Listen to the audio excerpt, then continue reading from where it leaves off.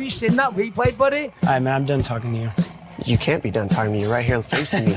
I back. Trust me, I back. Dana! 60 G's, baby! But I'm not impressed by your performance. It's normal. Come on, guys. It's normal.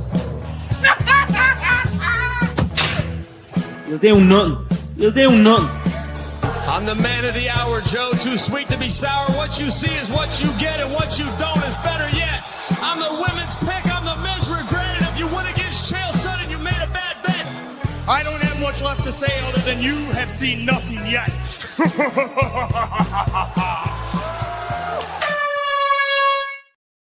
What's happening, Fight Week Show people, Fight Week Show fans? Then we are back with another episode of Dust Up Shakedown. As you can see, I'm joined today by Kraken and Owen, MMA Normally. Owen is a little bit predisposed tonight. He's got stuck at work. He can't make it. Crossovers just absolutely dropped out of the face of existence since he moved away from Texas. Who knows what's going on there? You know what I mean? But nah, he's working too. And the other boys are busy. But like I say, I've got Kraken and I've got MMA and Omwe. How we doing, boys? Kraken, how's it going, bro? Man, I'm good, man. Don't lie, man. Y'all just making excuse for Ola. You know he's got bad knees. He couldn't get up the stairs. Hey, man. But like, we're here to hold it down for him, man. We're here to hold it down. Yeah, that brother's knees are so bad he stands up out of bed and hits the deck. But yeah, man, you know, I'm happy to be here, man. Still tired, but let's go, baby. Always happy to have you, bro. Owen, what you saying, dude? How's your day been? It's been a good day. Nice work day. A little bit of a grind. And yeah, man, you're probably right about Ola and those cracking knees, but I can't talk any shit. I got called out at least twice just yesterday from Mary on her hearing mine crack. Twice. Yesterday alone, she turns around, she's like, "Was that your knee?" And I was like, "Yeah, that was my knee." I'm at the age of lower back pain now. I wake up in the morning and I'm like, oh, shit. Oh, you got to make sure you sleep in the same position that fits you well every time. You sleep wrong once you get past a certain age and you're like, oh, who did I fight yesterday? Find demons, not sleep. Evil spirits. I'm at that DC age at this point, bro. I could sneeze and throw my back out. Oh, yeah, 100%. 100%. Yeah, I mean, speaking of DC, I think we might have a topic on that motherfucker. Oh, we might have a topic on it. I'm not too sure. Let me just flick down and have a look. Big shout out to Leroy for putting in everything together as always. And I've got a cheeky little one. So, Daniel Cormier was highly impressed with Gable Stevenson. So let's fucking dive on into this one, boys. Daniel Cormier was highly impressed with Gable Stevenson's 13-second knockout win at Dirty Boxing over the weekend. Gable Stevenson has finally got into the game. We thought for a long time Gable There's a topic change, but yeah. Topic change. And this is what you can really get into, right? Yeah. This is what we can get into. Gable Stevenson has fought twice now. He fought in LFA, got the job done. He fought last weekend in Dirty Boxing. He won in 15 seconds, Chael. Jumped over the rope. First off, he tells McMahon he wants an opportunity. But you know what's most impressive? Chael, to get to McMahon, he literally runs over and just jumps over the ropes. You want to talk about an athlete? That big bear can move. What did you make of Gable Stevenson last weekend? I have the same opinion as you. Like, what was the cooler thing? Winning that so fast, cutting the promo, or jumping the ropes hands-free? I agree with you. And what a display of athleticism to describe a fellow fighter, particularly a young man, Daniel, right? Like, as a veteran, you and I don't look up to the younger guys. We say he looks like he has potential. But there was something very honorable and admirable about what Gable did. He left his lifetime of skills in the back. He agrees to a bare-knuckle fight of which he knows nothing about. He just leveled the playing field. Forget about Olympic this or NCAA that. Ooh, bro. Do you boys see the Dirty Boxing event? Did you watch it? Yeah, I watched the event, but like I'm not impressed with Gable Stevenson's performance. Yeah. Really, bro? Really? I'll be honest. The dude's a physical freak, but he fought a can, and both the people that he's fought were cans. Like the guy that he just recently beat, or the guy that he beat at LFA for that matter, has one win professionally, and it's over a guy that's 0-4. And the guy that he just beat, like, I mean, you can look at his Tapology picture and be like, yeah, that's not the guy.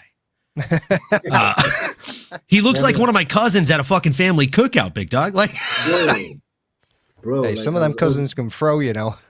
Brother, you in my family, you're absolutely not wrong. Yeah, they got that redneck strength, big boy. But everybody's jumping on him, though. Everybody's jumping, expecting him to come to the UFC. And I mean, the heavyweight division is in dire straits at the moment. But I can tell you this: you put him against Volkov. I think Volkov struggles a lot because he couldn't do anything against Jay Elton's weak double legs. Mm-hmm. And you're talking about a physical specimen of a man. So he could be the next Brock Lesnar in that manner, where you could throw him into the top 5 and he is competitive. But Volkov just beat Jay Elton Almeida. What are you talking about? Fuck off, dude. He did though. Yeah, I mean, don't come at me with no. Don't come at me with MMA math. He just beat Jelson Almeida's ass across. He also 3 got rounds. controlled for 11 and a half minutes, bro. Mm-hmm. You see the damage that boy was doing from the bottom, though. Yeah, but the difference is Stevenson is a freak. He's gonna actually throw punches from the top. That's true. That's true. Yeah, I mean, he's gonna fucking like hammer fist him into oblivion, bro. Like he actually has hammers for fists. I don't know though. I'm with Kraken on this one. I'm not super impressed with him. I think before he gets pole vaulted into the UFC, he should fight somebody. Like somebody that has a name, somebody that actually has a record. And if they have a winning record, it should be more than 1-1, right? Like even if they're coming off that one win, that shouldn't be the case for this guy. Like you obviously know he's special. I get that he only has 2 fights. It makes sense to put him against somebody that's at least a 4 to 10 fight veteran in the heavyweight division outside of the UFC. See how he fares. If he does something impressive like he just did this weekend, yeah, give him a fucking shot, dude. Yeah, Kraken. And also, like, I would say we might have like a whole Bo Nickel situation here, right?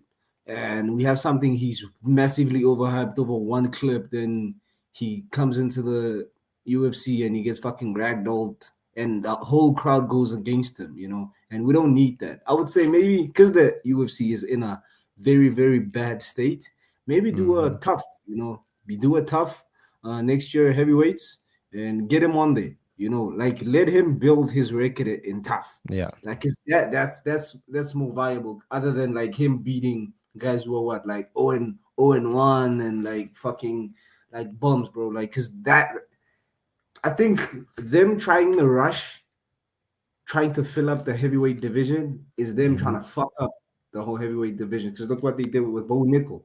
Look what they did to Raul Rosas Jr. You know, look what they fucking did to Cameron Simon. They were trying to Cameron Simon. Sage Northcutt, if you want to go back even further. Yeah, I mean, Sage should have never been cut. The dude was on a 3-fight win streak when he got cut. That's still insane to me. I know. So, and then one fed him to a kickboxing world champion. But it's that, man. Like most of these guys, man. Like I don't know. Like I don't know if Dana's jerking off or what. But like I promise you, bro. Like they're not trying to promote. They forgot how to promote fighters. They forgot how to build fighters. You know. Yes, like DC, like fucking going mad about him jumping. What the fuck do we have to do with jumping now? Come on, bro. Okay, that is some athleticism for a fucking heavyweight dude to be jumping over the top rope, not even touching those motherfuckers. And I did just say it in the chat too, Kraken. Like the big difference for me between him and Bo Nickel is Bo Nickel entered a division that has like 75 to 85 fighters currently rostered with the UFC alone. Heavyweight has 28 to 30. Like heavyweight drastically needs an injection of talent. Grimy out here just fucking baiting, bro. Grimy out here baiting. You know what I mean? I ain't biting, son. I ain't biting. What's up, Grimy? I hope you're having a good day. Go fuck yourself. Trying to get my face red before the second topic even hits. Dixon Sider Owen, didn't Uncle Dixon tell you Waldo round 1KO was free money? Brother. Dude, we cashed big on that, as well as the 3-pick parlay that you fed into the chat, the decision parlay. That was fantastic. And the 4-leg one was so close, dude. What was it? What was the 4-leg one? It was Tylita Alencar. She won in 4 minutes, I think 37 seconds in the last round. I was like, you bitch! Was it to go the distance as well? Yeah, it was literally the same 3 that cashed, plus that one as a 4th leg. And that would have been, I think like 7 units off a half unit. Waldo showed championship grit and how to take an eye poke like a man. Grimy. Got to employ this defense, man. 100%. 100%. Unless they come at you like this, then you fucked. Yeah, you know You're talking about, I mean, the only person that's that skilled with the eye pokes is John Jones. He is the GOAT of eye pokes, if we're being honest. The dirty goat, as Owen would say. The dirty goat. Bah. Peace to you, the man. I'll always tell your picks. Oh, yeah, there we go. Fuck out, Owen. So how many units did you make back this weekend after being down for 3 weeks? 23 and a half, I believe. Yeah. So I made back all the units I lost and then some. And then some. We're up 28.5 on the year. And I'm like, yes, let's fucking go. That's it. I ain't gambling again. We are back.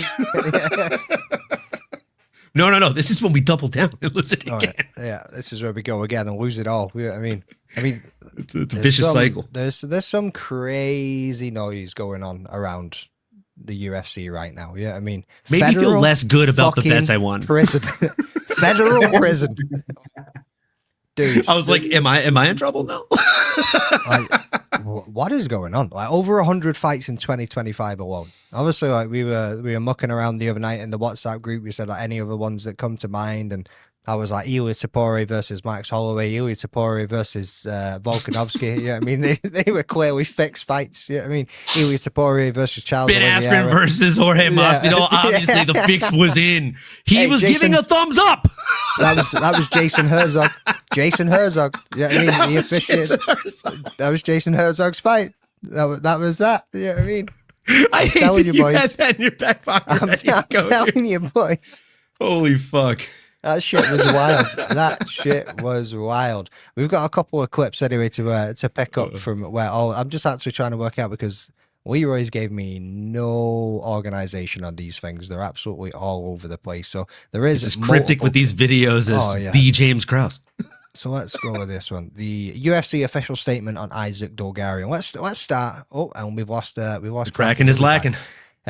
So let's just start with the official statement. Areas is back, and then we can crack on from there on what's been going down, what's been happening, and everything everybody's already talking about. The UFC released an official statement regarding Isaac Dolgarian and the irregular betting patterns. It reads, like many professional sports organizations, UFC works with an independent betting integrity service to monitor wagering activity on our events. Our betting integrity partner, IC360, monitors wagering on every UFC event and is conducting a thorough review of the facts surrounding the Dolgarian versus Del Valle bout on Saturday, November 1st. We take these allegations very seriously, and along with the health and safety of our fighters, nothing is more important than the integrity of our sport.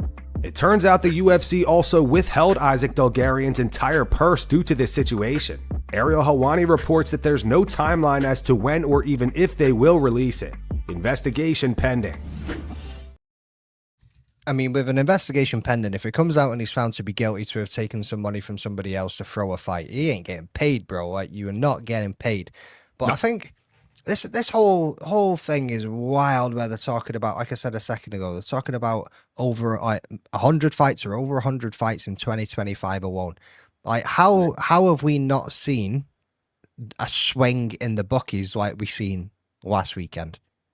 Previously, if there's been that many fights that have been under scope. And we'll come to you on this one, bro. I mean, we haven't seen swings like that because I think they haven't gotten as sloppy or as greedy as they've gotten until now. And like, put on your tinfoil hats, if you will, for a second with me. This was the biggest game in American baseball in the last probably 2 decades, happening the same day. So it was a very, very big day in the sporting world, and arguably the worst or second worst UFC Apex card of the year. And they made this bet on, again, 2 lesser known guys. The odds shifted from plus 800, I think 20 to plus 450. And that's just the prop bet for the first round finish. So like, that's oddly specific for something like this, especially for a fight. And like for it to shift at that magnitude, I don't know if you guys know the numbers, but $14 million came in on this fight card at the 8. I thought I seen some. Is it Harry Mack who shared 16 million? I think it was. Oh, is it 16 million they're accounting for now? Jesus fuck. Hard Rock Casino or something, right?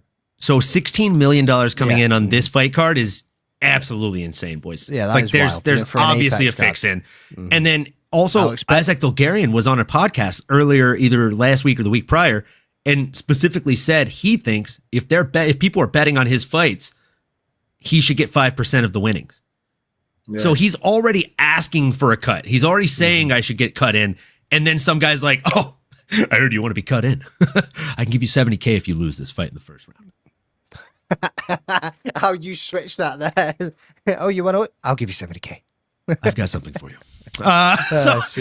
Like, I mean, and you know that this is something that now at least 10 plus fighters have come forward and said, and it's a real problem. That's another thing that I wanted to get to as well. Aggie, we'll come to you in this one, bro. Why do you think so many fighters are now coming out after the facts and saying, "I've been approached too"? Yeah. All right. I mean, yeah, I was just saying, like, yeah, I was offered this, I was offered that, man. I think personally they're trying to like be in the good books of the UFC, you know, because like obviously it's backfired though. It's backfired significantly if you're listening to Dana's tone. Yeah, because he did say like if because everybody was getting looked at as like being one of the people that people want them to like fucking take bets, and now they're gonna get looked at by the FBI. But like personally, man, I think the thing is also the pay. You know, the pay is gonna really hurt. It's gonna hurt the UFC personally, because it's gonna be like how many people are underpaid and how many people are willing to throw. Like maybe, come on, we know like a lose in the UFC. In MMA, basically doesn't really mean much, you know. So maybe let me say you're in a tight spot and you need to pay your mortgage. You know, somebody comes in and be like, "Yo, you got a fight coming up. I got like $100K for you. Here you go. Just make it look fun. You know, make it look fun. Like I think the pay scale is the one thing that's gonna hurt them. You know, because like not everybody's gonna be a Conor McGregor in the UFC. We know that. You know, and who knows, the guy that who just fucking threw a fight. Who knows? Like 2 years from now, he could be cut, because you know we know how the UFC is. Like they're very cutthroat when it comes to fights. You know, you lose 2 fights, you're gone. You know, so I just hope, man. I just hope that everybody just fucking gets their shit together, because this is gonna ruin the sport. You know, and like just as like UFC, like we already have like fucking boxing having us by the balls, bro.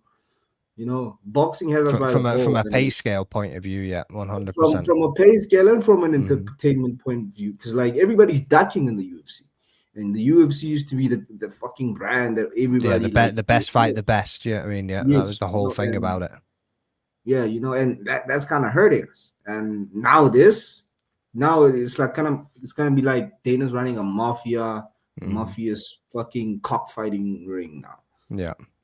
You know, you make a good point with the pay factor. That is what a lot of people are talking about. And like Owen said here, if you get an 8K to show and 8K to win and getting offered just over 50K to throw a fight, you're gonna take the money. You know what I mean? I was gonna say 12K because that's usually the base salary, isn't it, when they first start? But bro, like if somebody came in and like a lot of these fighters are making 8 and 8 still. Really? Yeah. The entry is 8 and 8. After you hit 5 fights for the organization, then you hit 12 and 12. No After way. that, it's 16 and 16. Then it's 32-32. And once you hit, I think, 15 fights for the organization, then you're guaranteed 50 and 50. Man, it's really asinine, dog. Like, it is ridiculous. You have to fight at least 3 to 4 times for the organization to make ends meet. A year. And that's if you win each one of them fights, and then they give you a new contract, because you could be signing a free fight contract at a time. And that's the thing, is like if I'm guaranteed to make 8, right? I don't know if I'm going to get that other 8. Even if I'm at 12K, right? I'm guaranteed to make 12K. So at best, I'm making 24. At absolute best, I'm making 74, because I get that performance of the night or knockout of the night bonus. But I just don't know. If somebody offers me 50K or 70K and I've got a kid at home, which many of these fighters do, and that kid is hungry, and I know that I probably won't be able to give him food, that 50K seems real fucking enticing, dude. Yeah. And these guys don't have health insurance after a fight or in between fights unless they have one contracted already again, or they report those injuries right away that they sustained during those fights, which a lot of those lingering injuries don't come up until later in the test. I mean, it's maybe based on who you are and what you've done for them, but I do know that they do fork out for some form of medical stuff. Like and that's the thing. They do like, put up and they do put out. Yeah, I mean, they also have the company PI, guys, right? Yeah. Well, I don't know about the company guys, but I think it's also the people that have actually shown the worth, shown the value. They're probably more than, I don't know, 30, 40K show and win, whatever. Fuck knows. But But I know they definitely do. And like I say, they've got the UFC PI where you can go and get all of this free shit. You can get the medicals and stuff in there. So they do offer some form of medical to them, but it's not to them all. Like 100%, it is not to them all. They're not all going to be getting the same as what the upper echelon of the star potential are going to be seeing. You know what I mean? But it's a very sticky situation. Can I ask you, McDane, while we're on this topic? I know you made jokes earlier, but like off the top of your head, what's the first fight that comes to mind since there's 100+ fights that they're now investigating, the FBI? Like, is there a fight that specifically comes to mind for you? Because like for me, it's obviously Song Yadong when they made him start that 5th round so that it could go to the judges' scorecards. That the whole thing about that was weird. We'd never heard that rule before. And then Jason Herzog just implements this kind of Hail Mary wild card play to make it go to the scorecards, which we know busted a lot of people's parlays. So I'm curious, like, is there a different fight that comes to mind for you? Kawakevich? Who is it that she fought when like they were literally about to announce it? Then they're like, whoa, and they literally had the scorecard up on the side of the octagon, and they're like changing this. Who the fuck was it that she fought? They were literally changing the scores on the side of the octagon, and the camera could see it live and everything. And it was just like, I do remember what you're talking about.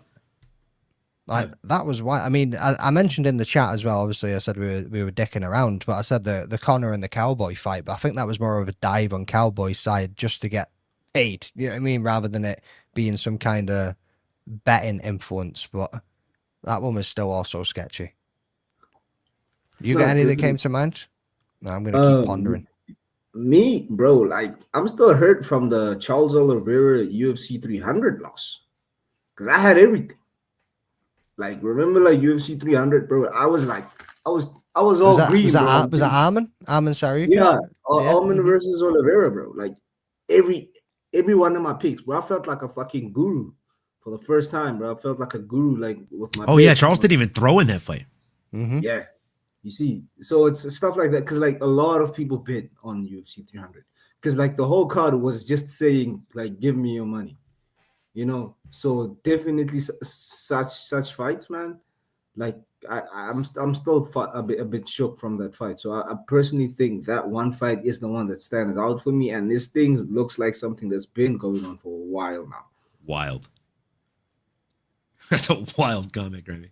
What about Luke and Buckley? That was also a bit of a. Oh, that was definitely a weird one. Yeah. Did you find who? What about Temba versus Luke? Was a very weird one. That was a very weird one, wasn't it? Temba just got to. Temba did nothing in that fight. I think he threw 3 strikes. Gosh, yeah. Aggie's about to just shit all over Temba here. I can see it in his face. Come on, man. I know. Come on, man. You know, Temba's just. I'm not talking about this week's Temba fight, bro. I'm talking about. I mean, at the same time, there's some controversy around Temba and his charitable causes right now too. Yeah, I mean, so. I heard about those literally yesterday on the live with Nano. One of the guys in the chat was telling us. Like Temba's been, like he's been like I would say, not very nice to fighters that have always looked up to him. You know, that sucks. Like, Humphrey, Malenga, all of these guys. They used to look up to. He used to promise to me, "I'm gonna take you to the USA.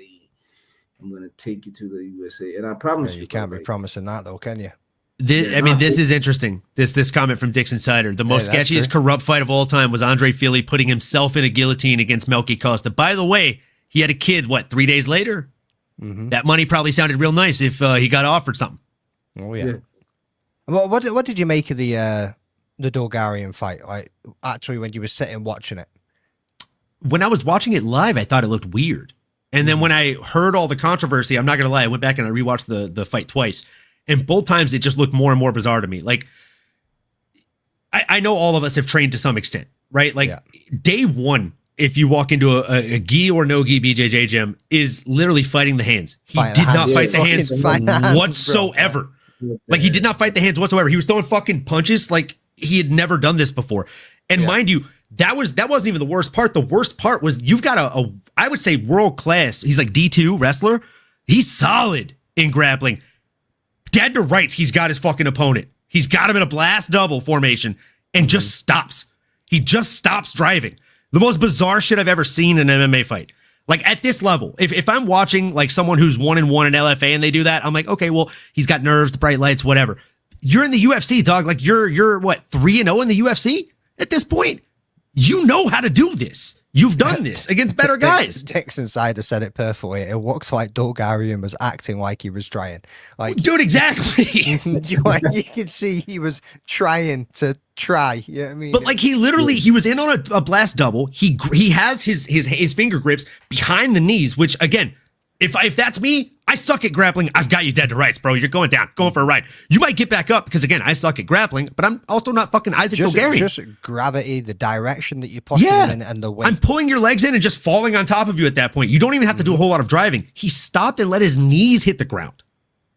What are you doing? Like it was just a weird. It was a weird.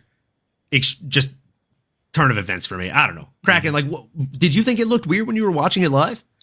No, definitely, bro. Definitely that. Because I think it's that thing of, like you said, he was trying to try, you know, but like that's the thing. Like it's when you get I think like because there's a difference. The mere fact that everybody's laying like 100 fights were rigged, and we have this one idiot, you know, this one idiot who didn't know what he was doing, who, bro, like come on, you know, who didn't know what he was doing, and he probably didn't drill how to cheat. You know, he probably didn't drill how to cheat. Like, obviously, they could have done something, but like that's the thing, you know. Like the way it was, you know. Come on, just like having somebody's hand here, bro. Like I'm what, like 1-17 in the streets, like MMA, like in BJJ, bro. Like come on, bro. Like the one thing, bro. Like every time I would get literally rear naked choked, everybody would be like, "Yo, just turn your chin and just fight the hands. Like just peel it off. Just peel it off. Like, come on, bro. You don't know how to peel it off. I know how to do that. You know, just doesn't fucking look like it in the content you've been putting out, bro. Nah, bro. Like, come on, bro. Kraken, like, if I could give you just a bit of advice, 2-on-1 baseball grips. It's gonna save your life so many times, bro. Like I literally, bro. I swear to God, bro. Like, just and see if some motherfuckers got you in a gilly, bro. Don't try and roll over the fucking top of him or roll him over the top of you. He's just gonna walk. He's gonna get hooks in. Wrap up his legs. Yeah, he's gonna wrap up them legs, bro. And you're fucked. You're literally rolling to give him hooks. Like, and you're trying to fight both hands. Focus on one. Like one of the best pieces of advice I ever got was from a guy named Antoine Hidrio from France, and he told me, when somebody does something to you in Brazilian Jiu-Jitsu, don't focus on everything. Focus on it like it's a chessboard. Take one piece from them at a time. If they're planting on a hand, take that wrist from them. Once you take that wrist from them, find the next piece you want to remove. So when someone gets any kind of choke on you, if they're wrapping with their right hand, you want to try and isolate and grab that right hand with both of yours so you can pull and alleviate. Because even if they get a gable or a transition grip and try and pull, your two hands is going to be better than their one trying to pull up. Does that make sense? Yeah. So like, I call it baseball grips because if you can get 2-on-1 like a baseball, then you can pry that shit down. But even if you just can get a double grip like this and pry down, you'll do yourself a world of good. Nah, definitely. Because if he ain't got the body lock, then just try and fucking rotate your hips into them at the same time as doing that shit. You know what I mean? Shit, man. Like I promise you, bro. Like the streak ends here. The losing streak ends here. You diving in there and trying to take on professional fighters, bro. I doubt that losing Round streak two. ends here. Let's go. Yeah, finish him.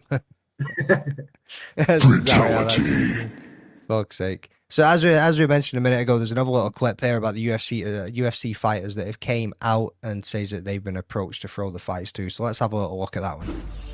Multiple UFC fighters have come out and claimed that they have been approached to throw fights in the past. Vince Morales posted this. He said, "All this throwing the fight stuff is crazy. I've been approached about doing it, and it's not something I could live with, even though I ended up losing the damn fight anyways." This user replied saying, "How much were you offered?" Morales said, "Pennies considering how big of a deal it is. $70K. Those posts were eventually deleted, and Morales claims he was joking. He said, "Okay, well, sorry about all that. Terrible timing for what I thought was a good joke. Poor taste. This is so grimy." Lando Venata posted this. He said, "Fair. I was approached 7 times to throw a fight. My record reflects my integrity." For the record, he's 12-7. He also backtracked on his statement. On his Instagram story, he said, "To be clear, I've never been approached about throwing a fight, nor anyone I know, because I'm not a and would never disrespect the martial arts for money. Vanessa Demopoulos also says she was approached. She said, yeah, people have approached me to throw fights also. My integrity could never. We've spent our lives learning skills and honoring this sport. Can't believe people compromise their morals like this. Tom Lawler called out both Vince Morales and Lando Venata for backtracking on their statements. He said multiple fighters also now walking back what they said publicly as just jokes, when there was no attempt at humor, nothing funny was said, and no one laughed. So Demopoulos with the most fucking mature response out of all of it, you know what I mean? But at the same time, so we've since seen a clip, like we said before, this isn't a good thing in Dana's eyes that these people are coming out and actually saying this shit. Yeah, I mean, like, he said, why didn't you come and tell us? Why didn't you go to the police? Because you're breaking the law. Like, so what we learned from that was Dana's a snitch. And then we, I mean, bro's running straight to the police. Don't ever tell him nothing. Yeah, I mean, don't bring him in on any kind of deal. Don't cut him on shit. But it's true though, isn't it? Yeah, I mean, like if something like that happened, as with the UFC being your employer, if you're talking about integrity, you're talking about your morals, you should be going to your employer and say, "Well, I've been approached to fight, to throw this fight. They've offered me this amount of money, and this is who's doing it." But then it also goes into how fucking deep is this, and how corrupt is this, and who fucking knows on the inside? Because apparently, the UFC were told well in advance not to allow this Bulgarian fight to happen this weekend. They were told to call it off. So was it no, let's keep it going and let's see what happens, and we can catch these motherfuckers kind of thing, where they've gone, no, let's just run it. Because I forget his name, the guy from the FBI is at the UFC events all the fucking time. He was there this weekend. He was sitting cage side watching these fights. The dude that fucking bust the NBA case or whatever it was, I forget his name. Yeah. So, where do you guys sit at what these fighters should have done better? I mean, if you get offered something like that, I think you have to go forward and tell your employer, right? Like, I work in corporate marketing. I work with a lot of alcohol brands. They oftentimes want to send me free gifts, right? Like crates of fucking wine and liquor and stuff. And I'm only allowed to accept a certain amount of these gifts. If I accept any more than that, I'm liable to be fired, right? Because they can see it as a bribe or as any kind of other liability. That's why they have those types of rules in place. And I'm pretty sure there's some type of contractual obligation for them that if they get approached like that, it is their sole job to come to the UFC and notify them of these types of things. But I do agree with you, right? Like, how deep does this go is a big part of it. I think the Cowboy versus Conor McGregor fight is probably one of them that they should look into. Cowboy came out there very gun shy, didn't really throw a whole lot, went down easier than we've ever seen him go down. And then he was able to open up his own ranch gym, and he's been living life and doing steroids. He has a full head of hair again for the first time in 20 years. Like, he seems to be doing really well for himself, much better than he was doing pre-Conor McGregor fight. I know fighting Conor McGregor is a big payday, but if the Irish mob that Conor has ties with hits you up and says, hey, we need you to lose this fight, we need you to make it look good, and if you do, we'll set you up for life. If you don't, we're going to break your legs. If you don't, then you have no life, right? Like, that could be the situation for some of these people. So if that's the case, like if Vanessa Demopoulos, who's getting 25 to show, 25 to win, she lost that fight against Jamie Lynn Horth. If she gets offered $70K, she has two options. One, I can be guaranteed to get more than I'm going to get, even if I go out there and blast my opponent and then possibly go to jail. Or I can just ignore it, go out there, lose the fight, not get paid the money, and then not fucking die, right? No harm, no foul. And it's not like she looked like she didn't try in that fight. But again, she lost pretty handily against someone that I thought she probably had a chance to beat. And how often does that happen? Like Vince Morales said, it seems like pennies in comparison to how big of a deal it is. Mm-hmm. Yeah, dude, you're guaranteed to get paid $30,000. I just looked up the pay scale that's been disclosed from those fights, from all of these fighters.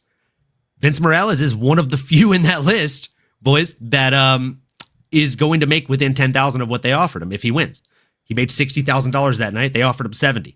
Why the fuck would you take that risk for $10K if you think you're a better fighter? 100%. Because you ain't going to get far. But Lando Venata, I love Lando. Big fan. I've been following him for years. Since before he made it to the fucking UFC, I follow Groovy Lando. he made 25K for his fight. Mm-hmm. You think if they offered you 70K and you were guaranteed 25, that you wouldn't take that 70? God forbid they offer you 100 or more. So, like, it's crazy, bro. And I genuinely think, like, the biggest thing is exactly what you said, McDade. Like, how deep does it go? I mean, think back to Derek Lewis a few years ago, and in his interview, and he was like, "Well, the script's already been written. I'm going to win by KO in the first round. So if you want to make some money, put some money on that."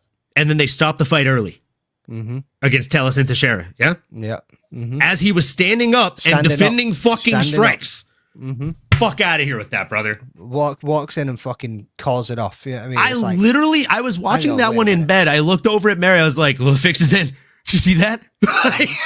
I was joking, obviously, but yeah, fuck. do you know what? Because again, it's Derek Lewis and he fucks around all the time. So you're like, "Oh, he's just fucking about." You know what I mean? But then you look at it now, like in hindsight, in retrospect, you're like, "Brother, put on the tinfoil, boys." Free Eye Atlas coming in, son. Kraken, what were you going to say, bro? You got something there? Leandro, I'm not actively censoring you. I'm not the guy that pulls up the comments on this show. I'm sorry, bro. That's me. And I must have missed them. You're getting me catching strays here, brother. Hey, Leandro, that's the first comment in the fucking comment section, dude. What are you talking? But like, yeah, man, like I said, man, personally, I think just Dana just got caught like with his pants down, and he's trying to like rat out everybody else. I think that's how it is, because like the way Dana's like kind of responding to this, bro, like it seems a bit sus. You know, it seems a bit sus, because I'm like, yo, like obviously he knew, you know, he obviously, come on, back from the Pride days, you know, like we all know, and we know Dana's a degenerate gambler.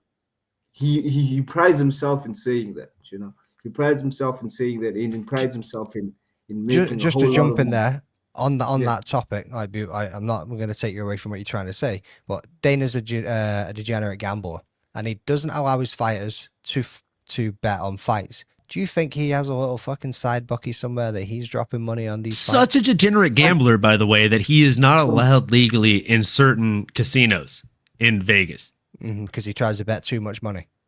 Yeah, he's been cut off probably more times than most celebrities. And remember, Dana always says we're going to take care of people. Like, so what does that mean? You know, like, come on, man. I got my tinfoil hat. Hey, while you have your tinfoil hat on, let me ask you this. Since we asked how deep this goes, right, Kraken? Yeah. Isn't it interesting that the two people that invested in the UFC in the early 90s were casino owners? Come on now. It's starting to make sense here, boys. A little bit too much. I know. And I used to fucking, like, my missus used to be like, "Oh, do you reckon any of this is fixed? Do you reckon it's just scripted?" And I was like, "No. How do you script knocking a motherfucker out?" You know what I mean? Like, how do you money? I just got Mr. Potato Head in my head. You know what I mean? From Toy Story. My dad. Money. One of the lines my dad said. Money. One of the lines my dad said way too often is "Shit talks, money walks, bro." Like, money will make a motherfucker move in odd ways. Definitely, bro. Because like they got the Pride library, so they learn from the best. You know, they got the Pride library, so they learn from the best. So like obviously, like, come on, man. Like the mere fact that like the Petita brothers were like, okay, let's just pull money into this, and obviously, bro, like they spent like what did Dana say? Like 24 million before they even broke even. Right, you have to look at it in that way now. Like that everything, like, come on, 100 fights is a lot. 100 fights is a lot for 1 year. That isn't even over yet. 1 year. That isn't even over yet. How do you think that affects this weekend's card with everything that's going on, the pressure that's on it, the focus that is all over this shit? Do you think we are going to see some crazy stuff, or is everything going to be fucking down to the dotting the I's and crossing the T's, and nobody's going to be out of beat? We ain't going to see no dodgy calls. We ain't going to see no early stoppages. Eye poke's going to be getting fucking deducted points from the first poke, because apparently they're talking about new shit's coming with that too. Like, how do you think that works going into this card this weekend? Right now, I'm currently on the fence, because I'm trying to say, I want to say like everybody's gonna play it cool now. We're gonna have like UFC, we're gonna have UFC that we all know and love, but like maybe the UFC that we all know and love is the rigged one, is the fixed one. Maybe the crazy ass knockouts, the Dustin, like not Dustin actually, Max Holloway versus Justin Gaethje. I know those guys wouldn't fix a fight, but like, hey man, who knows? We don't know how deep. I don't trust you guys right now. I don't trust you guys. I'll be honest, you probably shouldn't, brother. Keep your hands in your pockets around this motherfucker. Yeah, I mean, what the fuck, bro? Like, if this dude will blow your leg off. Hey, you know what? Yeah. But then I'll tell you how to make the landmines yourself, bud. Don't joke over there, McDade. But like I said, bro, it's crazy. Like the rabbit hole, like we could be here for days, bro. We could be here for days because like with this whole like news flash, like everything is just like you get to be like, whoa, bro. Like how far can we go? Yeah. How far can we go? And the further we go, the further we realize that like we just fucking uncovered like the mere fact that like the Casino brothers like are fucking like we just did that now.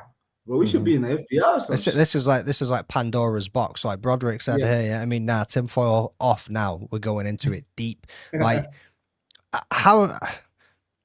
I feel like we're going to spend fucking most of the time on this, but how... if things do get found out, if more things start getting announced, what does the history of certain divisions look like if there was certain pinnacle points that affected the path or the journey or the way that anything kind of went about? How do you think like the integrity of the sport would be gone? I think the integrity is compromised in 100% ways. Yeah. If any of this comes, do you reckon it could be if any, like it's like the Epstein files of the UFC at this point? You know it is. And if it who's on the list? Tell me the fighters names. are on the list, Dana. Francis Ngannou versus Derek Lewis. Brother, like that's funny as fuck. That is pretty fight to go decision. If there was a fight prop, fighter, yeah, I mean, if there was a fight prop for the fight to have less than 100 strikes, somebody cashed so much money. Yeah. Or even a fight proper Ngannou to have X amount of control time. Yeah. I mean, yeah. So real quick, I did the math because again, big numbers guy here. They're investigating 100 fights this year, right? Yeah. That's 18.5% of every UFC fight this year. Hey, there he is. 18.5. There's the little snake in the grass. There's a little snake in the grass. So again, like that's just under 20%. That's almost a fifth of the UFC fights that we've consumed this year that have been possibly rigged. Let's say they only get half of that. You're looking at 9.2%. Again, just under 10%. That's ridiculous. That means 1 out of every 10 fights we watch, the fix is in. There's a script. That sucks. That 100%. Ruins the sport. And it goes down to what Western Master said there. Is it already too late to save the UFC? It might be. I don't know if it's too late.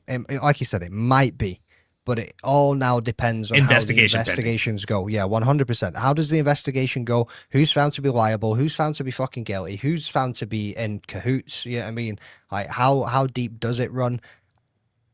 And who in particular is the main thing. Like if certain things come out and they lose all integrity, that's it. The promotion is done, it's dusted, it's fucking buried, and somebody else will start coming up because there is corruption within smaller amateur promotions. Like there's corruption in the MMA world 100%. We've seen it. Yeah, I mean, we've seen if they want a certain guy to win, they'll fucking weight the scale. They'll literally like change the scale so that guy can weigh 10 pounds fucking heavier. I've seen it as smokers, bro. Yeah, I mean, DC holding on to the towel, fucking all sorts of shit. Brother, yeah. I've seen so many things like that, especially on the regional scene. Like these guys are, it's the fucking like medieval times when it comes to the way that they conduct business.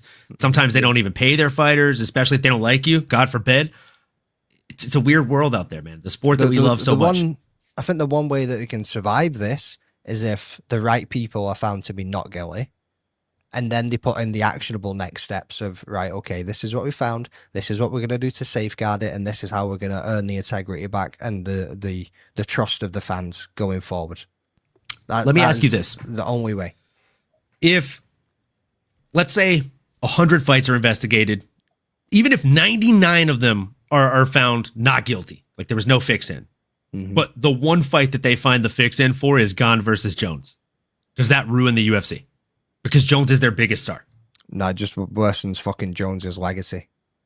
See, I agree with that. Yeah, they can shove it on Jones. I agree with that. And the performance that we saw against Tom Aspinall, it just made it seem a lot fishier. He just went from being the GOAT to the scapegoat. Yeah, I mean, yeah, bad news. That's a put him in jail for free cards. Yeah. Do not pass go. 100%. Do not collect $200. No, but like definitely, the way everything is, like, it's a bit shaky for the UFC, man. Like, it is. It's a bit shaky because, like, now how do we? Because even for us bettors, you know, like, how is that going to affect the way we place our bets on UFC? Unless they do a self-investigation, like a Florida sheriff station. That's the thing. Yeah, then they find out that they're not at fault. Yeah, no, he said. What did Dana say? The what 360 company that they work with. Oh, the partners that investigate this kind of stuff. Yeah, who owns that? That'd be an interesting one. Oh, and go and then you find out it's the Fertitta brothers. You might have a quick look at that. Yeah, what was the question? Interesting. So, what's the 360 promotion? That's the independent IC 360. IC 360. Who's the owner of IC 360? Let's see. It's funded. It's backed by 76 Capital, a venture capital firm focused in sports tech. Of course it is. Including a recent hire of former Hard Rock executive to lead Canadian operations. And who are they in Excuse me, is it Hard Rock that they are investigating right now? I mean, I'm not trying to be crazy here, boys, but it just seems like a lot of T's are getting crossed, a lot of I's are getting dotted. Come on, boys. 76 investors within that one company. Yeah. Oh, there's some digging to be doing there. There is some digging to be doing there. Like, who's funding these investors? What's their source? Bro. It's all of that. What are we doing? It's a lot, bro. It's a lot. We might get taken down after this. I think this is why we need Ola here. He's like the old dude with the bad knees who's always keeping us in check. But like, definitely, the way we have to do all of this, man. Like I said, like it's like in a. I agree with Broderick here. I live in South Africa, bro. Like, and South Africa is very corrupt, right? So we have like the leading party investigating itself. That's the same thing with the UFC are doing. They investigate themselves. They're gonna be like, "Yo, nobody's guilty," or they found one person, like except from that guy. Yeah, except that guy, and the dude's like, "What? I don't." Dave is like the guilty one. Hold on, McDane. I got some more news for you on IC 360. You might enjoy this. There we go. Sorry, I was doing some digging back here. So, founders/co-founders. No publicly detailed available records of the co-founder or founder of IC360. Is that Grok? So Matthew Holt was a co-founder and former CEO that departed in 2024. Leadership and current CEOs, co-CEOs Eric Frank and Scott Sadin oversee operations with a team including CTO Ricky Wrong and CIO Mark Scrivio. So no executives hold disclosed equity stakes either, which is very interesting. That's a bit strange. That's a bit strange. In it. Well, are they a non-profit organization now? What is going on? You know what I mean? Like, they have done things with, let's see. I think they've done charitable organizations. They've for sure done charitable things. Gamer Rick, what's happening, bro? Hope you good. How we doing, Gamer Rick? Let's go, brother. This is some wild shit. Yeah. So we've got another video here, and we'll touch on this one, and then we will probably wrap up talking about this shit and move on to a couple of other bits before we wrap up the show. But this is Ariel Helwani's update on Isaac Dulgarian fixed fight allegations, because obviously this man has been diving deep, and if there's anybody that's going to pull receipts, it's going to be Ariel Helwani. Ariel Helwani has provided a new update on the Isaac Dulgarian fixed fight allegations. For those unaware, to quickly sum it up, Dulgarian lost to Yadier Del Valle via submission in the first round over the weekend. Dulgarian opened up as a -250 favorite, but his odds suddenly dropped to -154 just before the fight, sparking suspicion among fans and sportsbooks. A large wave of bets came in on Dulgarian to lose in the first round, which is exactly how the fight ended. Afterwards, several betting sites refunded wagers due to concerns of possible fight fixing. Ariel Helwani says the UFC was aware of the situation before the fight and held multiple conversations with Dulgarian regarding the unusual betting activity. He doesn't believe the UFC was involved, but adds that they should have just pulled the fight given the clear red flags. Ariel also confirms that this situation is on the FBI's radar. Here's what I know regarding this story, and there's a bigger story at play here, obviously. UFC was aware of this. They were made aware of it. And my understanding is there were conversations with Dulgarian and his team about this activity and questioning him what is going on. And multiple times he said that, according to my sources, that he was good to go, that there was nothing of this sort happening, and that there was nothing to worry about, essentially. Now, I have talked to multiple people who have known Isaac for a long time and who have trained with Isaac and who have heard about training sessions. And I've been told that in the gym, he goes up against some of the best fighters in the world. The Yusuf Salals of the world, the Corey Sandhagens of the world, like some of the top guys in that area, in the Denver area. And not only does he go toe-to-toe, but sometimes gets the better of them. And I've been told that he is an absolute stud. And those same people had the same reaction that Daniel Cormier had the same reaction that Michael Chiesa had, which was, what the hell was going on? I believe that in this case, the UFC should have just pulled the fight. What's the point? Just pull the fight. There's nothing in the contract that states you can't pull the fight. Pull the fight. Why lead yourself to this? To be clear, I don't think the UFC had anything to do with any sort of nefarious activity. Nothing that has been said to me would suggest that in any way, shape, or form. But if there are clear signs of some weird stuff going on, some weird gambling activity going on, if he's not quite acting himself back there, pull the fight. Why? Like, it's not worth it. My understanding is this is on the FBI's radar. How deep of an investigation is unclear at this time. This is all very new. But yes, it is accurate. Ariel says that this is not the first time that this has happened and has been told multiple UFC fighters have been offered money to throw fights in the past. This is not an isolated incident. And what I mean by that is, I have talked to multiple people who have either experienced or know of others who experience situations where they have been approached about their willingness to do something like this. So I have been told by multiple people that they have been approached, they have been talked to and said, are you interested in this? Are you interested in throwing a fight for X amount of dollars? This goes all the way back to like James Krause as well, yeah. I mean, like, because Isaac Dulgarian used to train in where was it? Fucking Glory. And that's where James Krause was, wasn't it?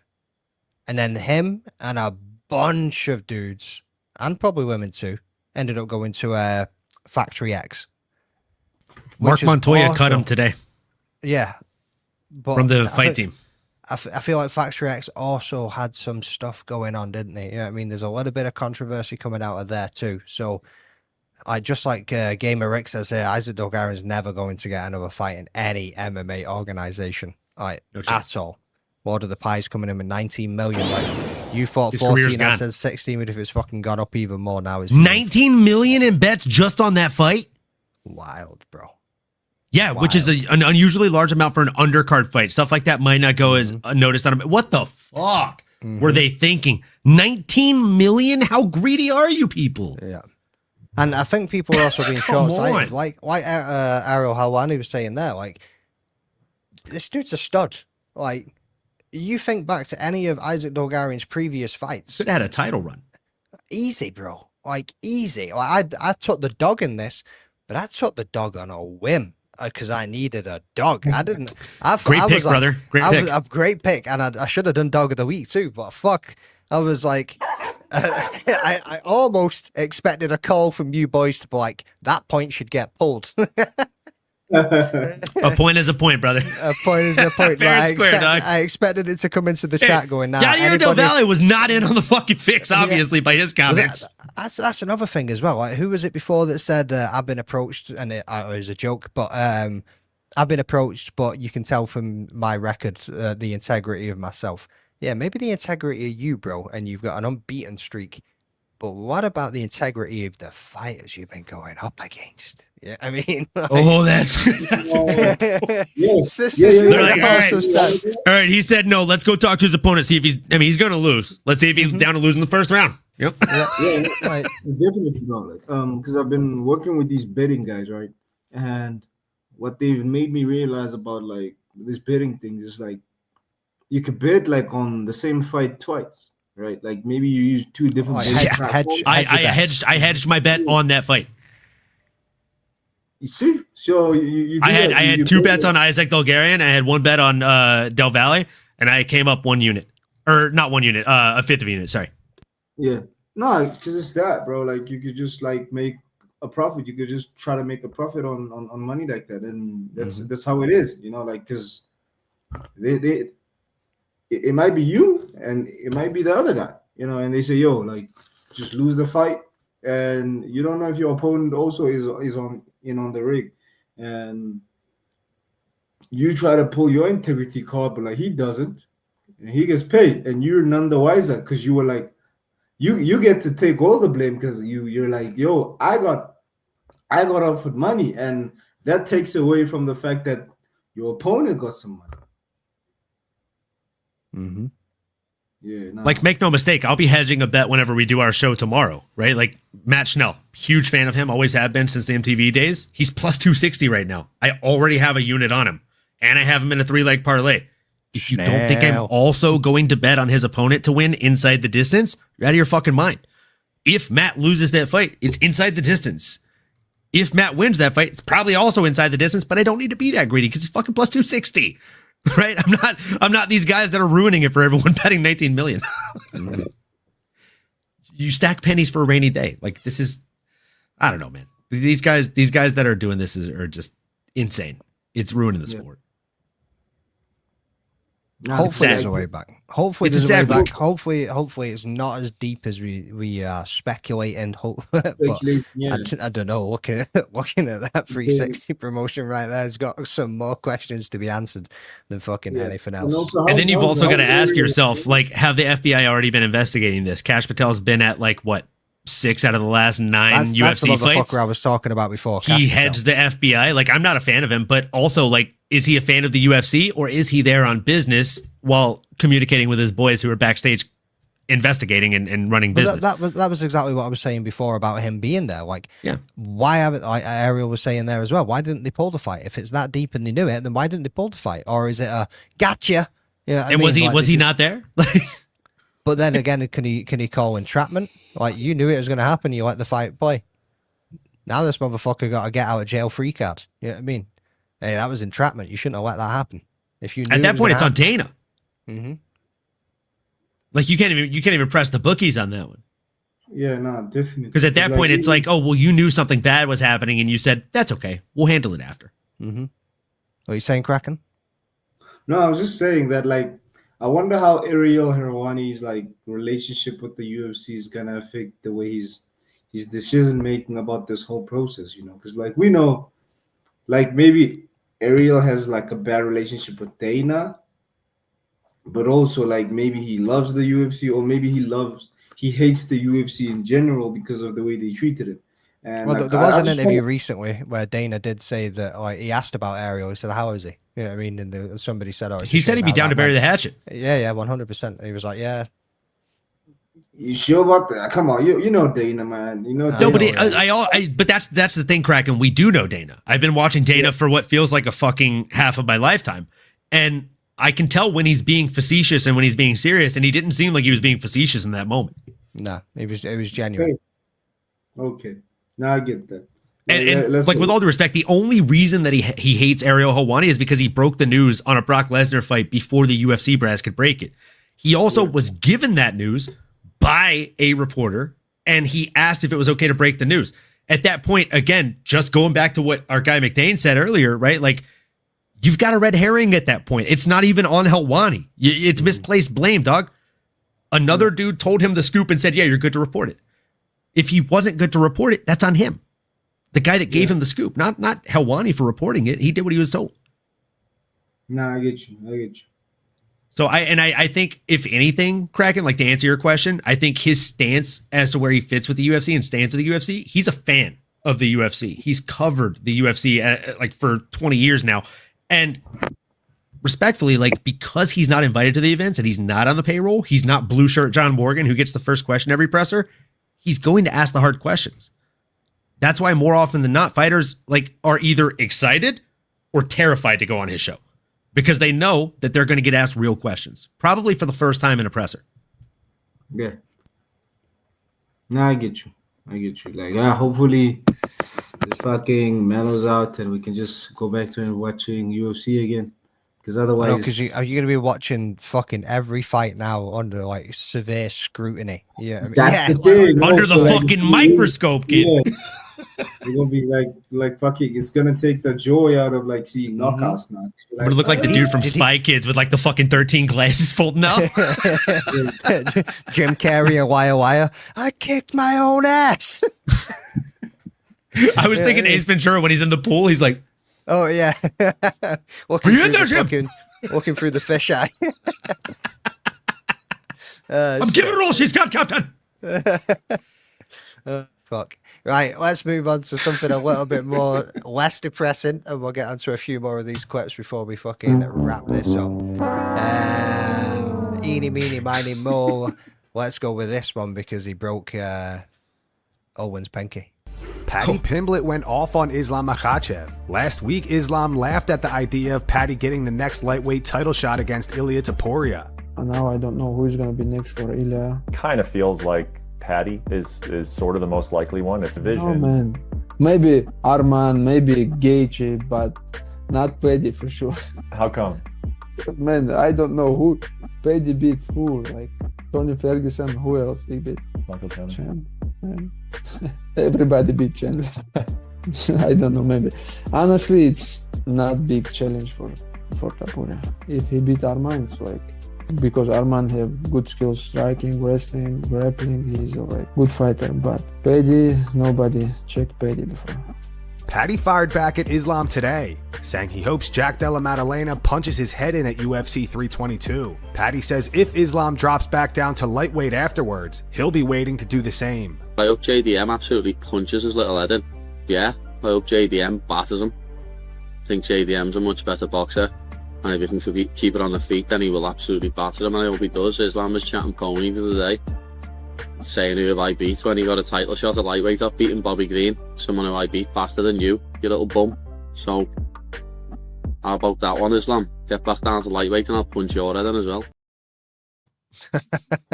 Scousers don't get knocked out. Yeah. Get back down to lightweight and I'll punch your head in as well. Fucking unbelievable, Jeff. Oh, mate. So I like Paddy. You know, he says he's a wizard. Wizards or he's a sorcerer. Sorcerers don't get knocked out. That will always be my favorite Cody Garbrandt. It's fucking amazing, like absolutely amazing. As I'm sitting there, like, who gave him a black belt? Who gave him? Who gave him? Who gave this guy black belt? We got to find this guy. Take his black belt. Brother, who gave him black belt? Yeah, brother, he make Brazilian jiu-jitsu a bad name, brother.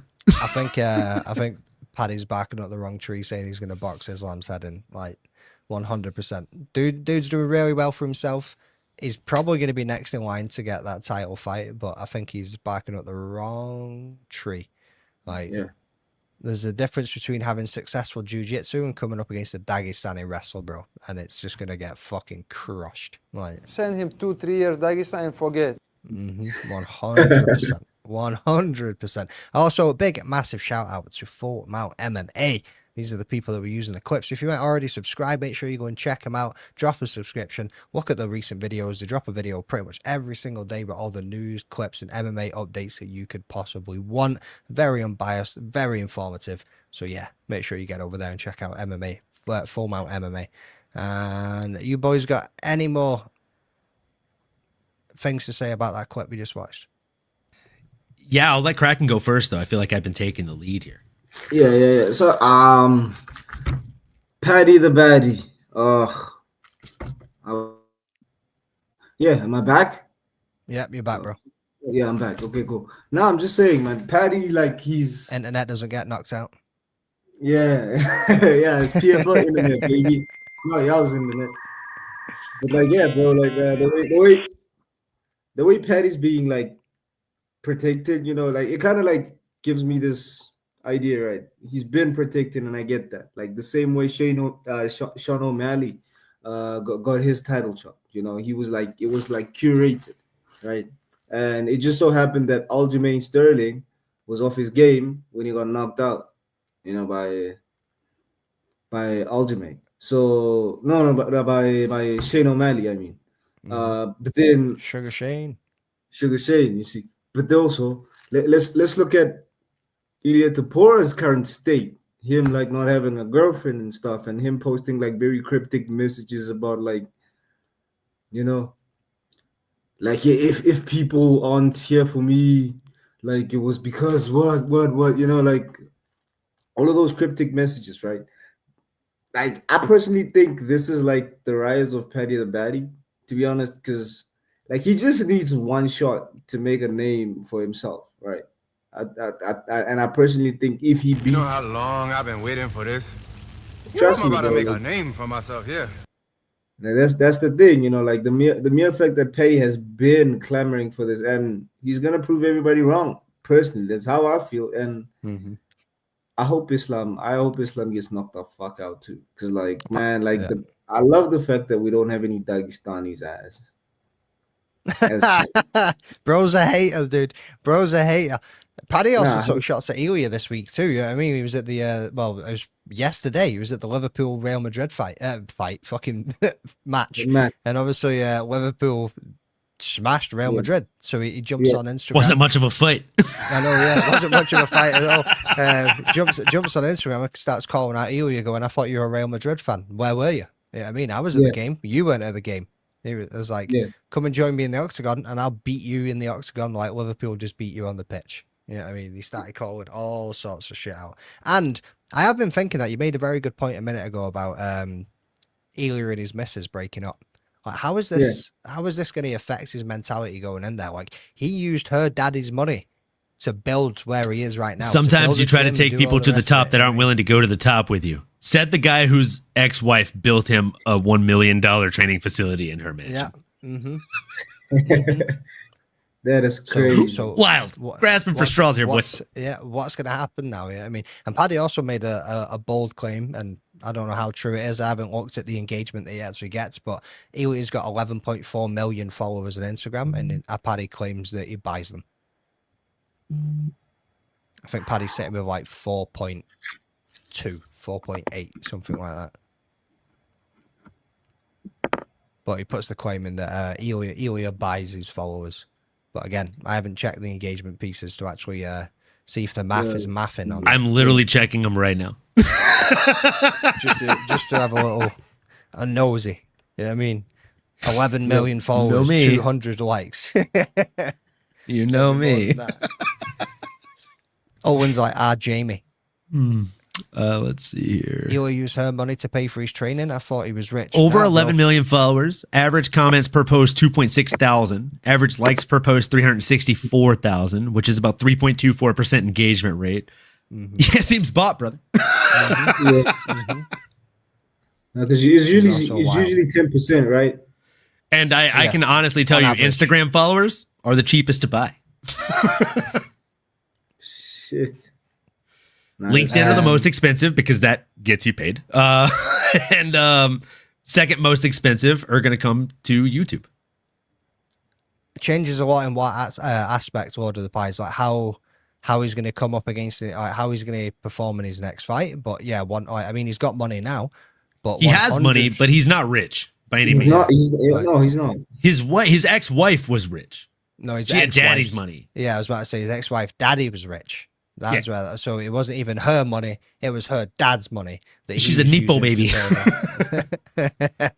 And now she ain't there no more. I wonder why. Because she was like, "This motherfucker's getting too big-headed," and you didn't hear why?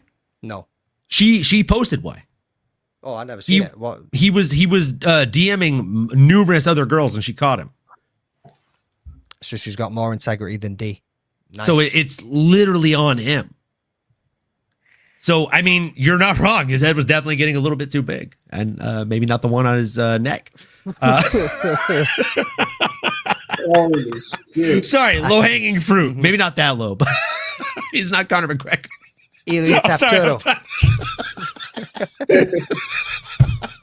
Stand your fucking pace. He's standing there like that with his cock in his hand, slapping it on a girl's cheek. No, he's just reaching down, hitting it with one of these. Come on. Sorry, baby, I've not had this problem before. Come on. He's like, hold on just a second. Hold on just a second, baby. Stand your fucking base.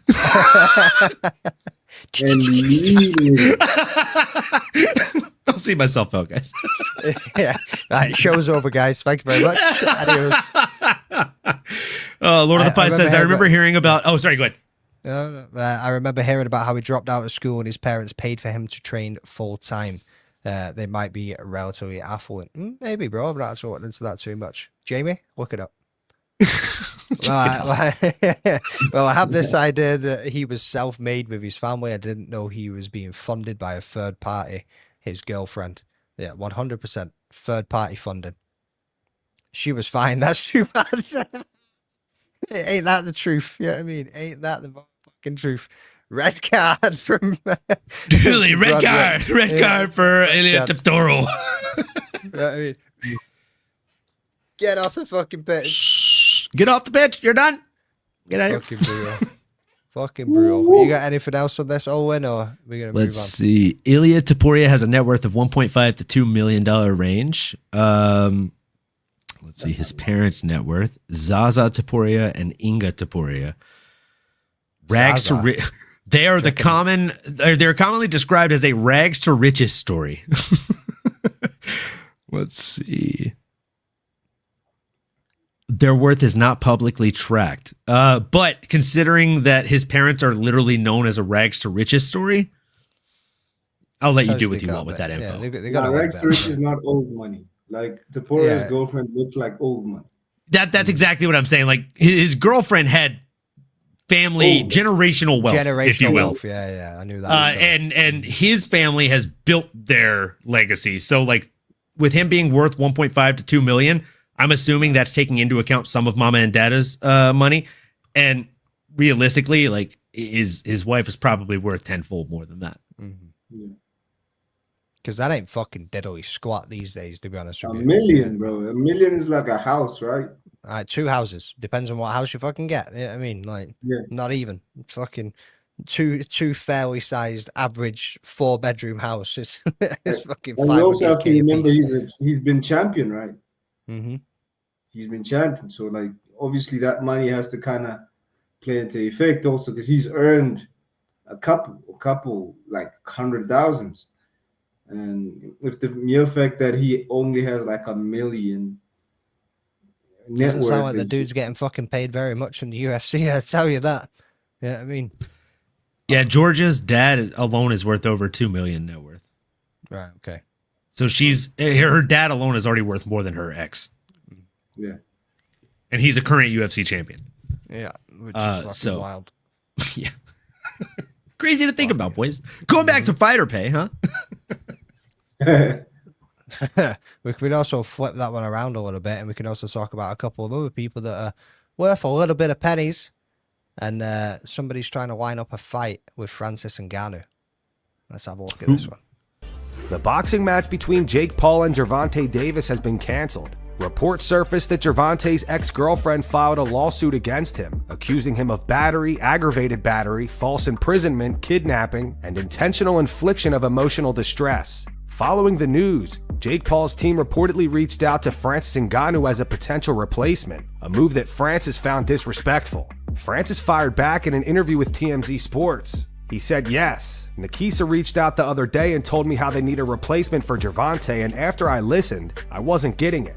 I said, okay, what can I do for you? What exactly? He said, we're looking for a replacement, but I still don't get it. Like, okay, what exactly can I do for you? He was like, yeah, we were thinking about you to fight Jake. I was like, what? Who's Jake? I was so confused. I wasn't expecting that at all. He said, Jake Paul, you know he's fighting. I'm like, no, bro, come on. Don't disrespect me like that. They even came out after and said, what if the numbers are good? He sent out some number. I said, it's not about the number. If it was about the number, we could have started talking. I would have told you. I'm just not interested. It makes no sense for me. It's not what I'm looking at right now. No, there's no such thing happening. How can they go from Gervonta Davis to Francis Ngannou? Gervonta Davis is a fantastic boxer and is a one-shot knockout artist. But come on, they're way different in everything and it makes no sense. Gervonta Davis, you say, okay, the size difference can level up, but at this point for me to do it makes no sense. Francis and Jake then went back and forth on X. Jake responded to that interview saying, idiot. He followed up saying, dear Francis, just say you already got humiliated in boxing and are scared to lose to Jake Paul. I accept that. You are light work, my friend. Stuck in mud. Francis fired back saying, choose your words wisely, boy. I agree that you need someone to discipline you for what you did to Mike Tyson, but stay in your lane. Jake responded once again saying, my lane helped your lane. I spoke up for you over and over again. No more. Look at yourself in the mirror. God don't like ugly. Maybe the truth is you are a fake holier-than-thou actor when it's always been just about you. Maybe use your platform to speak on the youth of your country. Posting a flag ain't it. Instead of doing TMZ interviews like a con man to talk about me. Reality check. I sleep you in boxing, and John Jones does in. Jake ended it off saying small, medium, large, or extra large. I don't give a F. Francis responded saying you did speak up for me in the past, but we are still not in the same lane. Grow up and don't fall so low. Francis gone from working with the common people to sitting around with politicians, brother. This man has built himself up from fucking rags to riches, to put a play on words of what we were just discussing a second ago. But it is damn right disrespectful to Jake Paul to try and call him out, if I'm honest with you. I mean, he's gone from fighting and probably beaten, was it rigged, Tyson Fury, to then getting sparked out by Anthony Joshua. You know what I mean? Because it's two complete different boxing styles and two complete different fucking fighters. And Anthony Joshua was just too much for him. Did you hear the actual announcement? No, go on. Nate Diaz is now stepping in to fight Jake Paul in a rematch. I heard those motherfuckers were shooting the shit on Twitter as well. Nate said he signed the contract today. Oh, right, okay, cool. So they've circled back and gone back to Nate. Yeah, it's gonna be Nate. It's gonna be Nate Diaz versus Jake Paul. Bro, Nate just he just started dicking around in that fucking. Well, he's the fucking CEO of CTE, motherfucker. I think Nate and McGregor go out there and get that bag against Jake Paul, baby. Would be 209, motherfucker. For the White House, if they were trying to do anything. Fuck the White House. I'm not trying to fight that motherfucker. I'm trying to fight Jake Paul. I'm about to get that fucking bag, motherfucker. Win, lose, or draw. It's always 209. My big brother would whoop his fucking ass. You should start doing Instagram reels where you just Nate Diaz and just talk about random I'm not gonna lie, I've thought about doing the mirror video that people do on TikTok where it's like day 1 of watching Nate Diaz fight. Mm-hmm. Day 2 of watching Nate Diaz fight. Week 6 of watching Nate Diaz fights. 3 months of watching Nate Diaz fights. My fucking big brother will whoop your fucking ass, motherfucker.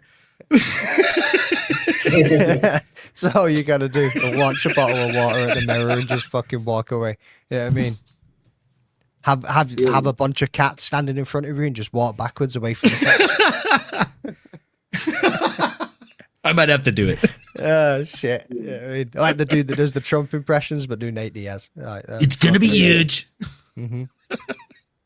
Nah, but like definitely, man. Like I just wish these guys were signed with PFL, man. They were signed with PFL. Jake is never gonna fight mixed martial arts, Kraken. I'm sorry to tell you. Even though there's a contract that he has won the fight, apparently, but yeah, it ain't gonna happen. But Dude, he's made so much money in boxing, he can pay his way out of that PFL contract. Yeah, 100%. But imagine if Francis was like, "Yeah, I'll fight you in boxing if you fight me in MMA," and hit him with that shit. You know what I mean? Yeah, you know, do it under the PFL banner. Yeah, MMA fight. You know what I mean? That would be crazy though. Like that would bring eyes to PFL. Oh, one leg kick and the fight's over. Jake's going down. Francis saying "boy" on Twitter to him was disrespectful as fuck. If you know, you know. And Jake saying "God don't like ugly" was a great comeback. Oh yeah, 100%. Like they're chomping, bro. They're going at it in a real big way. Like shout out to Jake for always knowing how to promote fights, man. He knows how to like sell a fight.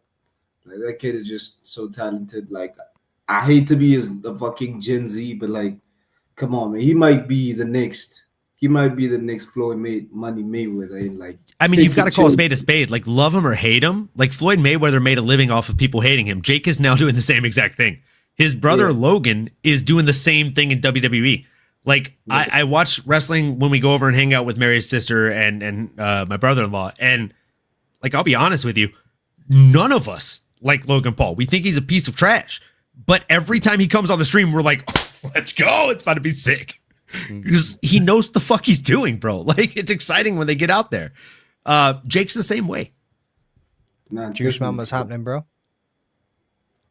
Not definitely, because everything is just the way everything is. Like, I personally think the boys should just like squash it out in an MMA cage, in an MMA small cage. But like, obviously, that's never happening. But like, why is Nate going back to fighting him again? Like, who did Nate fight? Did he fight Logan or Jake? He dodged that Froach fight real quick, didn't he, boys? 100%. But he also he fought Jake, and half the time he was just walking around, just fucking acting like a muppet. Like, I mean, guillotining him and everything. We're gonna. I won that fucking fight. Jake didn't even fucking do any damage to me, bro. I tried to take him down. Fist like that. I almost got him in a fucking guillotine. That guy doesn't fucking know MMA. You're a fucking douchebag, man. Oh, shit. Right, let's bring this right back round to MMA real quick, and then we'll get this wrapped up. Kraken, I'm well aware that it's like 1:45 in the morning for you, dog, and I can see you getting fucking tired fucking over there, bro. Drink a fucking Red Bull, you fucking pussy. Bro, like, I came in here like thinking like we were starting at like 10, bro. Like that's why I was. If like, you don't drink a fucking Red Bull right now, I'm gonna fucking put you in your 17th guillotine of 2025. Yeah. I ain't stopping when you tap. Yeah, bro.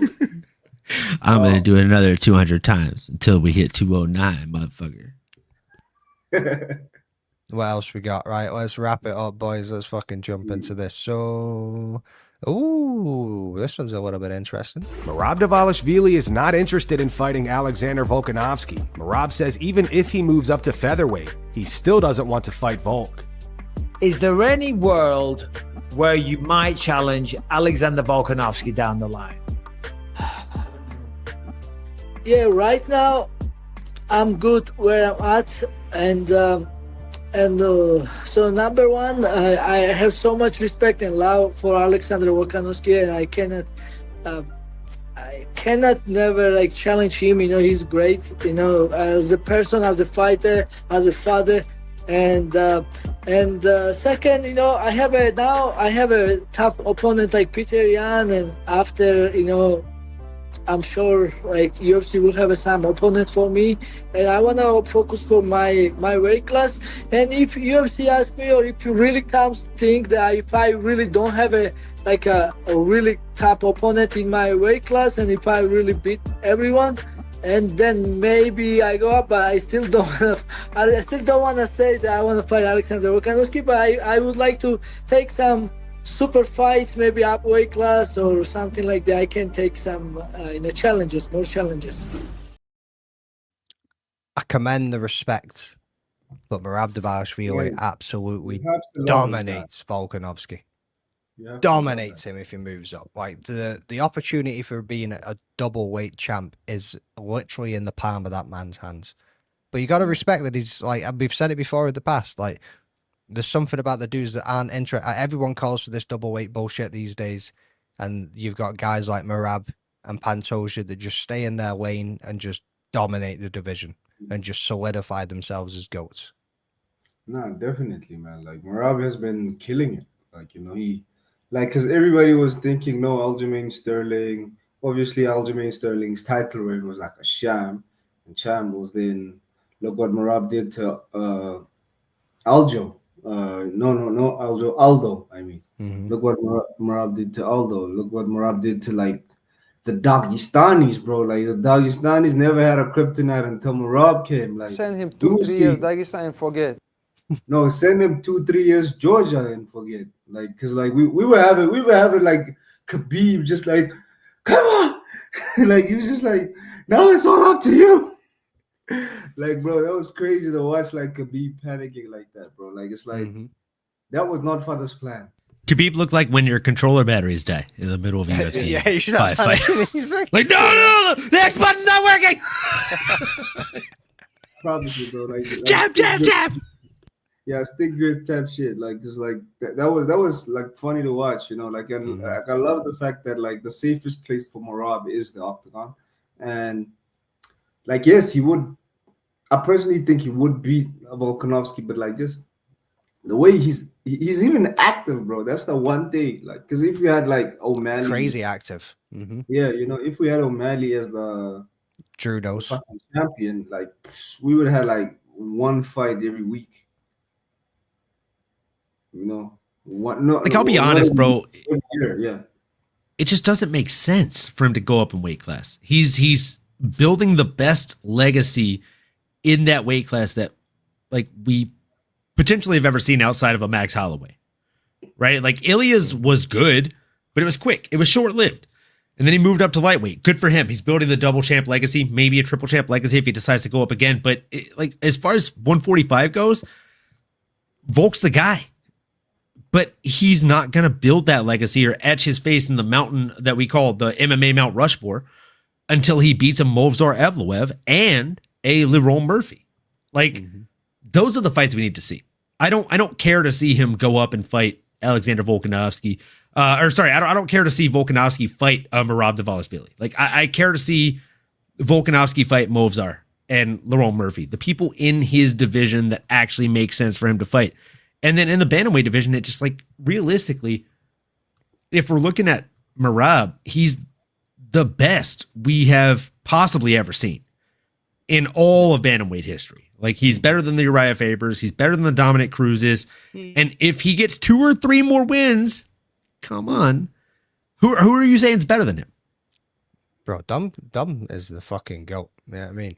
That's what I'm saying. Is like 2 or 3 more wins, he cements that legacy over Dom. If he stays at bantamweight, let me ask you this. Who does he have to beat for you to see him on that upper echelon?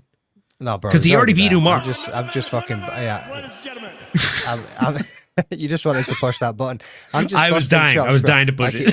He's fucking already up there, and we always talk about his generational GOATs. Like he's beat He's Davison. running for everybody. He's about to run beat it for Corey everybody twice. He beat Sugar.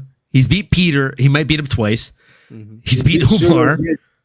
He beat Bautista, who I thought might have the fucking answer. So I genuinely, A, I don't know who you think beats him. And B, like if you put Dominic Prime against Merab Prime, who wins?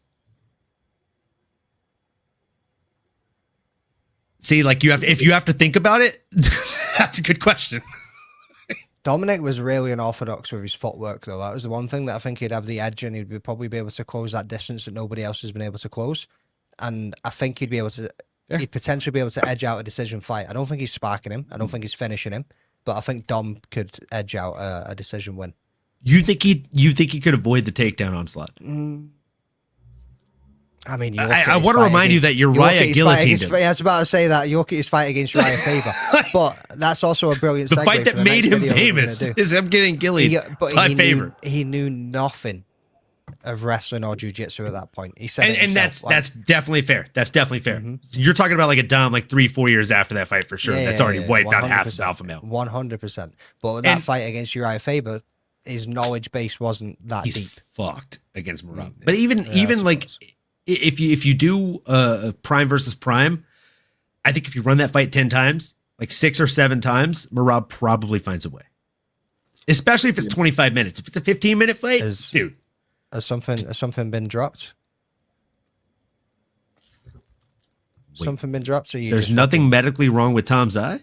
Are you just fucking rage baiting here, or because if you are grimy, you can get? I mean, the doctor said that there is no long-term damage the day of the fight, but his dad said that he can't see 3 days later, and then it's just gray.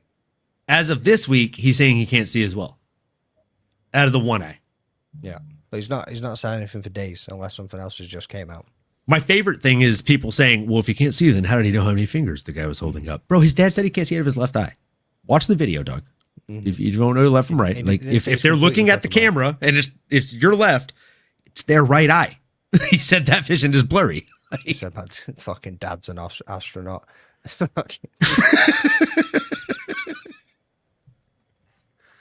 What are we doing, bro? What are we doing? What are we fucking doing here, bro?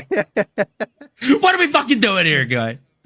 Shit. Come on, Grimy. Fuck's sake, bro. Hey, big ups to fucking Broderick. I just spotted that one. 2 a.m. here in Nairobi, Kenya. But we still here. Big up, brother. Yeah, I mean. There's no question as to whether or not can you do it. You know what I'm saying? Yeah, I was about to say that. I was literally about to... Fucking guy, stop trying to steal my fucking jokes. You know what the real money joke is. That joke you ass out. Stockton, baby. Not these motherfuckers you already punked at the press conference. I was going to jump into this Dominic Cruz and Uriah Faber because we had the segue there, but at the same time, they literally just fucking sit and they chill and they fucking talk about like that fight. So let's just jump into that real quick and then we'll wrap this shit up and we'll let Kraken go and do his bedtime routine. Thanks, man. Kraken, we'll let you take the lead on it. Did you see that clip of Uriah Faber and Dominic Cruz chatting it up about that first fight? And what were your thoughts on it? And if you didn't, I'm going to play it now. Yeah, Dominic Cruz has launched a new podcast called Love and War, and his first guest was none other than his longtime rival Uriah Faber. For newer MMA fans, Cruz and Faber have a storied history, having fought each other 3 times over the course of their careers. Uriah actually handed Cruz his first professional loss back in 2007 in WEC. Cruz got his revenge years later, defeating Faber by unanimous decision at both UFC 132 and UFC 199. Faber, good to see you, man. Thanks good to see coming. you. So this is basically the first one, and I figured whether I wanted to admit it or not, you were pretty much the rocket ship for my career early on. The loss really, like, I appreciate that. It lit a fire under my ass losing to you, and so it's only fair that maybe we get you on the first podcast. Yeah, and here buddy. we are opening up with you. Yeah, we're winning. We're winning together now. Win-win. Which is awesome. That was a little bit fucking awkward. I expected more of a clip from that. Leroy, you kind of let me down with that one, bro. You know what I mean? So to go on to talk about in that podcast, the fight, how his mindset you have was in it. 2 of the most chill and monotone guys in MMA talking about a fight they had against each other. I don't know what kind of fireworks you expected, McDade. And that was all also like one of the most awkward fist bumps you've ever fucking seen in your life. You know what I mean? Like normally when like you go for a fist bump, some dude goes for a handshake or to dap, you know what I mean, and then you swap up and they swap to the fucking fist bump. There wasn't even any of that. It was just like it was like 2 magnets that shouldn't be connected. You know what I mean? Yeah. It was like they were pushing each other away. It was fucking positive, negative, just fucking nope. We ain't touching. When someone goes for the handshake and you go for a fist bump, you put your fist into their hand and then you open your other hand. You just and then it's a cool new secret handshake and you just won it life. Yeah. I've done it when someone's gone for a fucking fist bump and I've gone for a handshake. I just grab the fist and just shake it. I'm like, nice. That's money, dude. That's so good. That's crazy. It's like, yeah, bro, how's it going? Yeah, I mean, I ain't getting in that awkward situation. I'll adapt like in any way. When you grab a grown man's fist, Shut your fucking mouth, you'll do nothing. That's the energy you're giving, bro. Let's be honest, bro.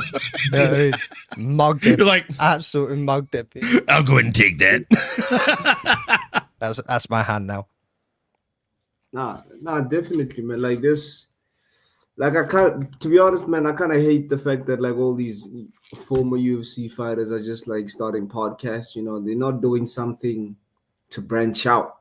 You know, like they're not doing something to branch out. Like do some content, do some. Like I love what like who's the guy that just fought Marab? Sandhagen. Is Sandhagen's last fight? Yeah. You know, like Corey Sandhagen, man. Like I love what that guy's doing with his. Yes, he did, but like I love what he's doing with the social media. You know, like he's giving us skits. He's giving us like give us something. You know, something to. Well, you're not even gonna beat Marab. You know, you're not even a good MMA fighter, though. He's actually genuinely fucking funny and good with it, though. I mean, like, yeah. You know, like could be giving some fucking action. The bit they did on the weigh-in show where they all used that filter and tried to do his impression, and then they were making fun of him, and then he's like, "All right, now give it to me." The weigh-in show was like, "Wait, hold on, we didn't plan for this," and then he made fun of all the people on the weigh-in show panel. Was fucking golden. And again, McDane, it shows exactly what you said. Like he has a genuine sense of humor. He's not writing this stuff or chat GPTing it. He did that shit on the fly and made fun of all of them, and it was golden, bro. Yeah. Nah, you see, like we need more people like that. We need content like that, like I would say showcases the brilliance of MMA, you know. Like not to toot my own horn, but like, you know, it's stuff like being bullied by MMA fighters, but enjoying it. That pulls people into the sport, you know. It's like what? Like how can you be screaming like a girl? You know, it's stuff like that. Like having like Shane O'Malley do like weed punches and like do you guys know Master Ken? Like, he does like absolutely always attack the groin. Always attack the groin. Like it's stuff like that. I wish I hadn't just shaved my mustache off. It would have hit a little bit better. Nah, bro, like that's the guy, bro. Like I swear to God, like that's the level of humor that we need in MMA, and like Corey Sandhagen is giving us that, and Dominic Cruz and Uriah Faber, bro, that's like a fucking train wreck ready to happen, bro. Like I don't think I could last watching a podcast is supposed to be like an hour long, bro. You're not gonna hear any cuss words or anything like that. So we need there for like like 10 minutes and be like, this is boring as fuck. I mean, you talk about cuss words, we got Sus Pasta. Not even that comment. What a legend. On the wrong one. He's got his whole fist in my ass. No, I think you clicked on the right one. I use ChatGPT to make POV button me my fat ass. Nephew. I was like, all I saw was I used ChatGPT, clicked off of it, but I mean, whole fucking fist in his ass. What's up, guys? Your fist, apparently, bro. That's what's up. Yeah, I mean, Jesus. Yeah, Corey's bit killed me when he was getting opponents to get ready to fight Marab. Oh, dude, like his skits are incredible, bro. Like his Instagram is one of my favorite follows on all of MMA. Definitely, bro. So Miss Mary in the house. What's happening, dude? Hope you good. Not everyone has the personality for that, though. To be fair, that is true. That is true. Yeah. Do the fog shake, bro. Do the fog shake. YouTube was bugging. It gave my wrench to that guy. What the fuck? This dude just doesn't stop. Impression of Marab's skin getting cut in the next fight of 100,000 beetles come pouring out of Marab. You need to get off ChatGPT, bro. You keep smoking, I'll keep bleeding beetles, brother. And on that note, we're going to fucking wrap this one up. So thank you to the fucking 53 people that were tuning in. Everybody who's been blowing up the fucking chat box. As always, we appreciate every single one of you. We will be back on Friday for the prediction show. Stick around because we've got the script. We'll give you the picks. You'll be making money come this Friday, boys. Yeah, I mean, but a big shout out to my co-host with the most, Owen, MMA Normally, and Aggie the Kraken. Make sure you're checking out both of these guys' channels. Make sure you're on the socials. Get them on Twitter. Get them on Instagram, especially Aggie on Instagram, bro. This dude's been killing the game. His work that he's doing with PFL, all the content he's been putting out. Make sure you're jumping all over it. Yeah, I mean, this man is living his fucking dreams right now. And a big shout out to everybody else that you see in the banner that's scrolling below. We got the Head Kick Pod. We have got basement jacks in the house, you know what I mean? With Making the Walk. We have got Crossover MMA. We got S-Dogs. Fuck, even though the dude always gives me shit and just says, and fuck McDane, you know what I mean? Go and make sure you check out S-Dog's MMA Talk, people. Dude just put out a fucking interview recently too. And obviously don't forget to be checking out the Fight Week show. Is there anybody else that I missed? Is there anybody else?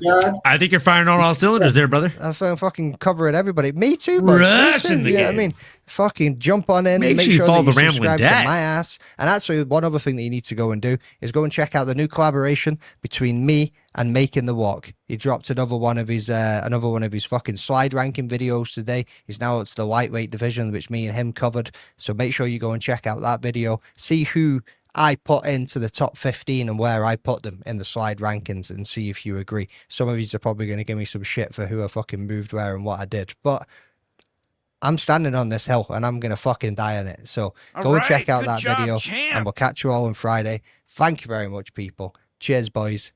Up until the next one. Peace. Why are you gay? Hey guys, this is John Anik from the UFC. You're watching the Fight Week Show. Please subscribe. Not now, but right now. Subscribe to the Fight Week Show. We'll see you guys on the road soon.